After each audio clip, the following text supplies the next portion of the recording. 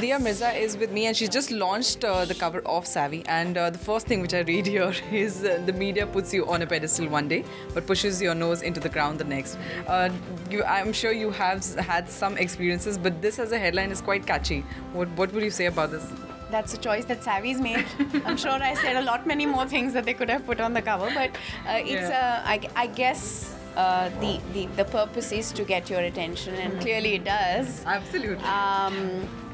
I think this was in reference to perhaps some of my earlier experiences in the industry, where I experienced a lot of heartache thanks to certain attitudes that the media displayed, and it's in context to perhaps insinuations or just negativity or just taunting or and I think what has remarkably happened in my case, and I'm so grateful for that, is that over a period of time I've developed a genuine, transparent and meaningful relationship with the media, and I really recognize that as one of my greatest strengths, because I do believe that when people have the opportunity to genuinely get to know you for who you are, then there's very little room for negativity. So I'm very grateful for that. But I must confess that in so many interviews I am from a variety of actors, you're the only one, or I think few of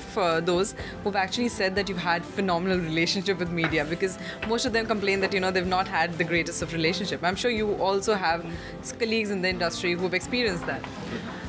Yes, I have, and I mean I continue to. Like, we were just working with Vidya on a film, and it can be very tough without being, I think there are often times when, without being meaning to be disrespectful, sometimes some of the approaches that the media tends to take, or the attitudes that they may have, can be so sexist, can be so archaic, can be so regressive, and it's really surprising that on one hand, when the media is so hell-bent, and should be rightfully, to give women equal parlance in society, to give them credibility and respect, the same media then applies such a backward, archaic view on actresses.